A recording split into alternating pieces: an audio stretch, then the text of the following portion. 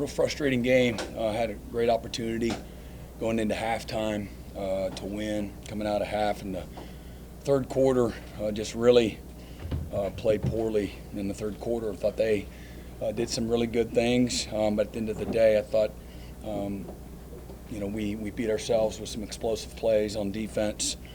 Not getting anything going on offense, just couldn't find that rhythm. Football's a game of rhythm. We had a great rhythm in the first half on both sides of the ball.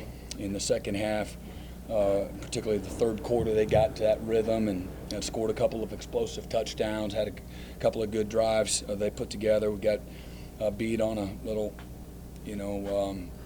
play action, and they slipped number 3 down the middle and got beat on a double move for another explosive touchdown, and then we lost the field position. They did a good job of flipping the field and working off our own goal line.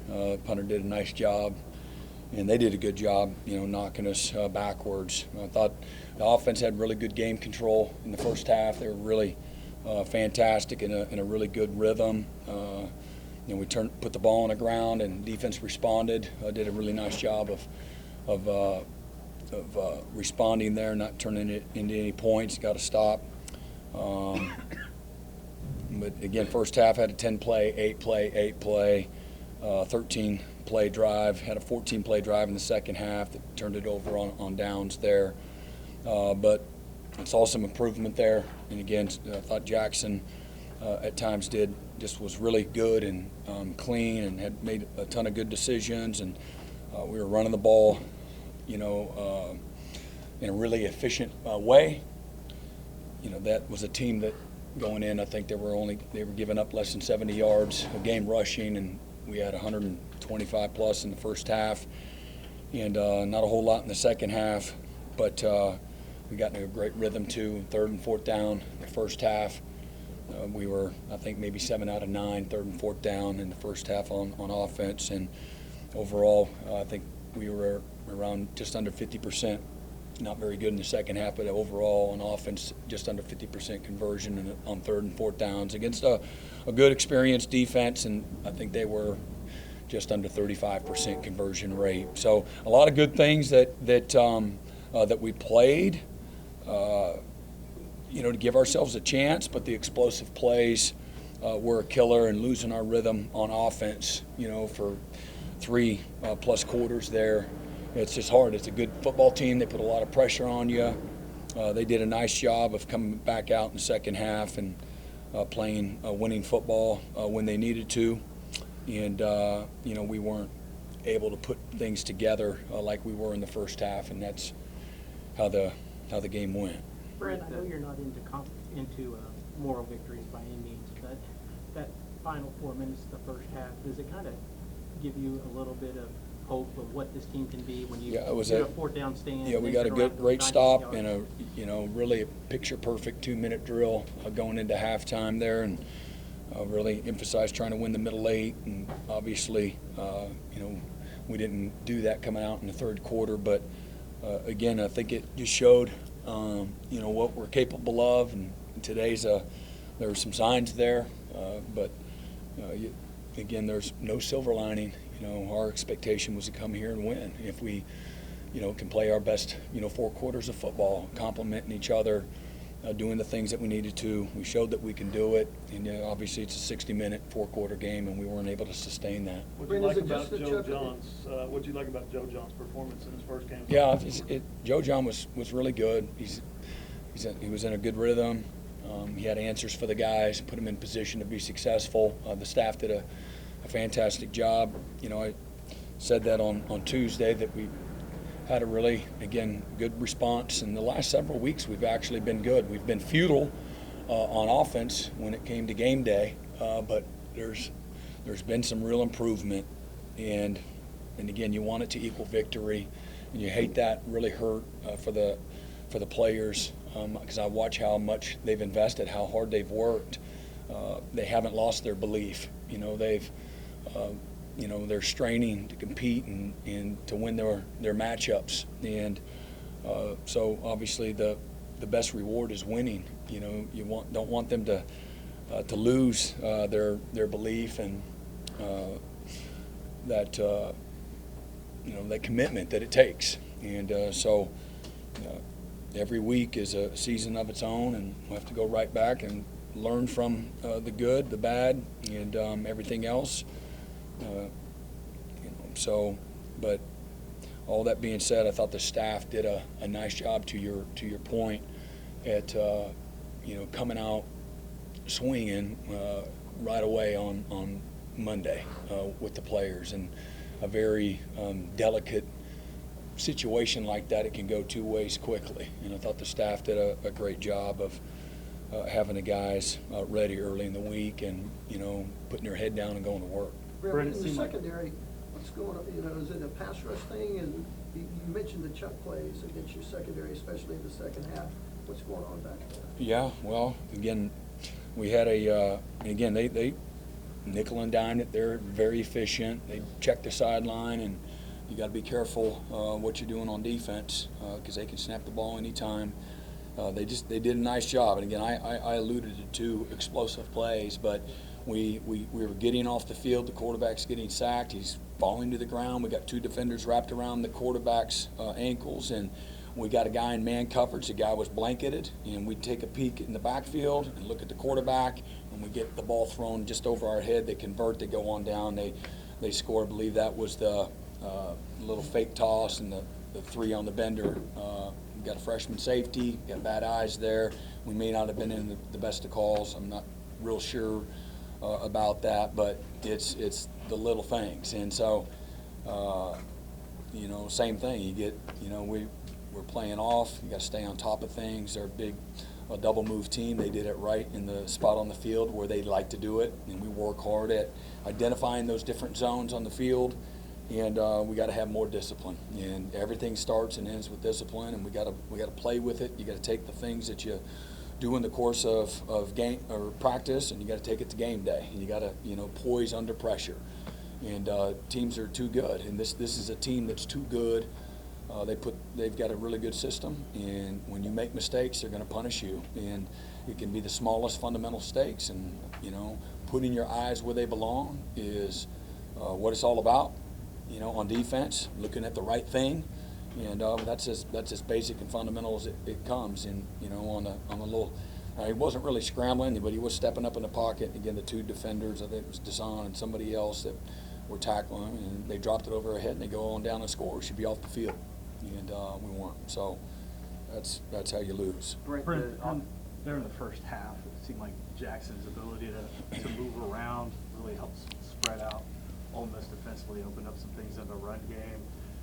How much of that was just his ability versus the game plan, and what did you make of Jackson's day overall? Yeah, again, overall, I thought it was good, and we play a little better in some other areas. That's have a chance to go on the road and find a way to win that game, and we couldn't do that. But overall, good. But in regards to him running, again, he's a talented, athletic guy, kind of like their guy. We had a few designed quarterback runs, like Ole Miss did, and then when you cover everybody, you match people, whether it's a combo match concept or you're playing man-to-man, true man-to-man.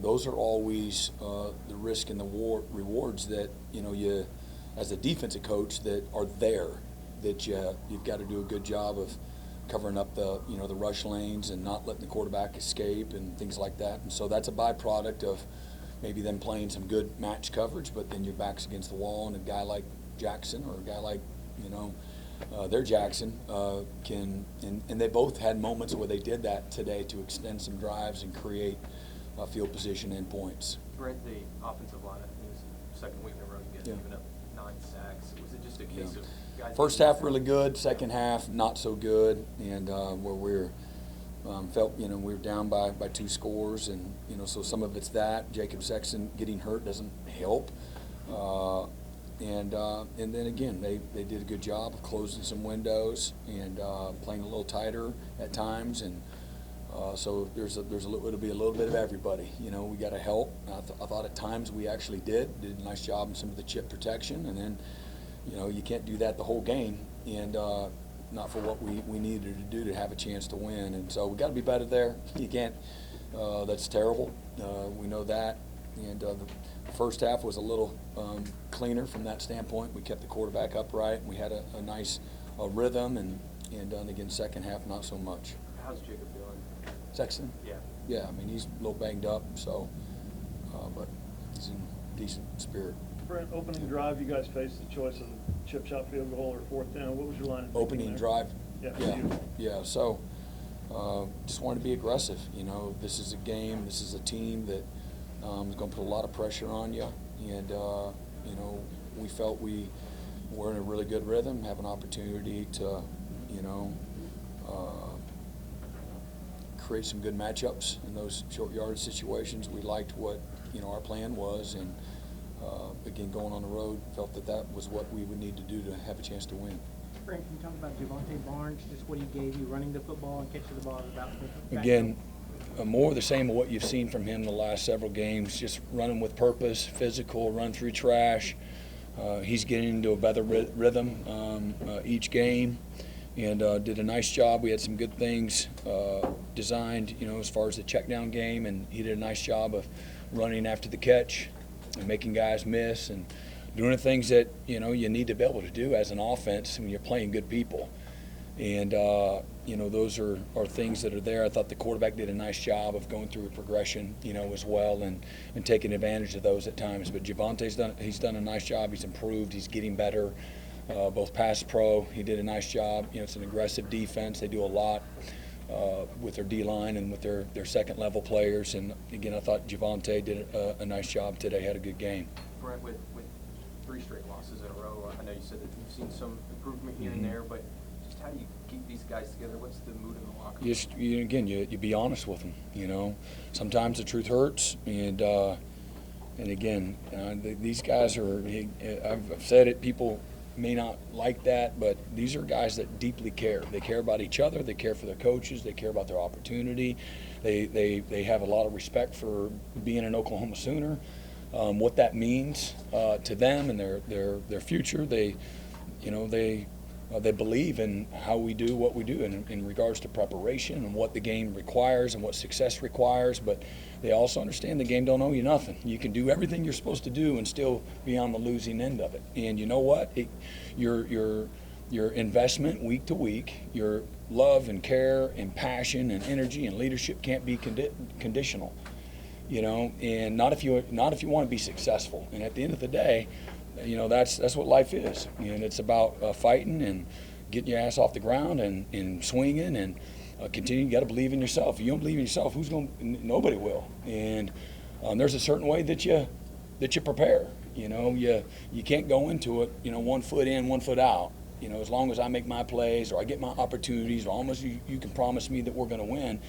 Man, you have no chance. And you know, I think when guys are real and they're honest with themselves, and they know they have people around them that are going to tell them the truth, take responsibility and accountability for both success and failure. Everybody in that locker room, not just the players, but certainly them included. And so, again, as I challenge them, that third quarter, and give credit to Ole Miss, they did what they needed to do coming out of halftime, and we didn't. But at the end of the day, and I look back at a couple of those drives, is that them or is that us? And I'm all for a guy making a play, you know, because that's the game of football too, especially when you're playing good people. But where do we take responsibility? And it's the smallest, littlest details that'll expose you. And so, again, our guys care. You don't need no rah-rah speeches. This is a group of guys that, you know, again, from a leadership standpoint, that you know, they're going to fight and chase, and having an expectation of that standard being met every single day. And even when you're 4-4, you know, these guys aren't going to flinch. I promise you. And again, because I think everybody would expect everybody to be divisive, you know, and just in the tanks, and